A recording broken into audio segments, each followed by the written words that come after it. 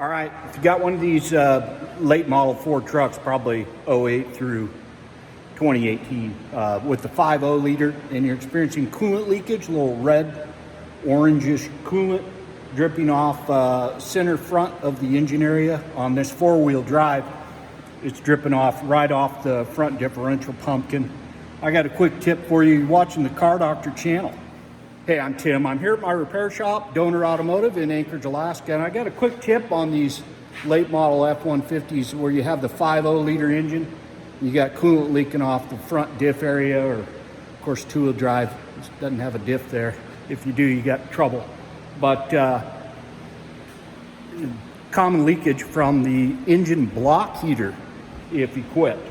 So a lot of you folks in the lower 48 aren't going to have this issue, but you see them quite a bit up here. You're going to have a hard time even seeing it.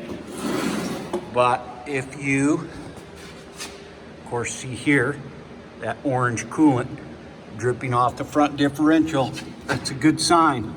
So in this case, I've got the alternator and the belt idler pulley removed in order to access the area and verify the leakage. I've got a mirror back here. Okay, you can see it there. Leaks right out of the electrical plug area of the freeze plug heater. This is a thread in 3/4 national pipe thread heater that screws in to the left front. If you're installing a block heater on one of these cars, it's a lot easier to go into one of the rear freeze plug locations. But of course, this one came in after being equipped with a block heater, and customer complained of coolant leakage right off that kind of front, a little bit to the left of the engine.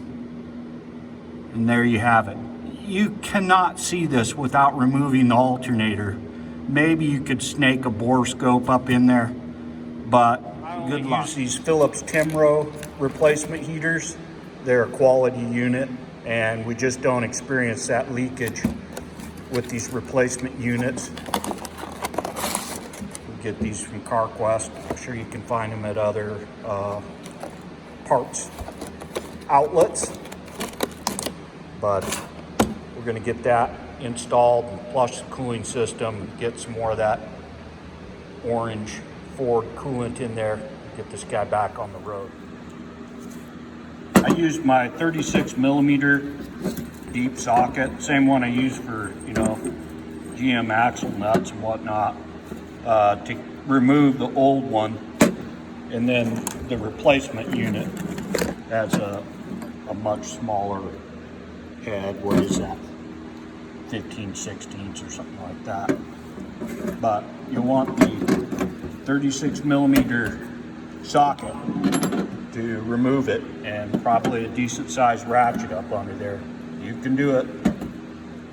One more thing you want to look at is the little elbow, the little plastic water elbow, just around the area of the water pump, right above the water pump. That's a common leakage point, along with the water pump itself. Just want to verify that the leakage is not coming from there, but in fact down below.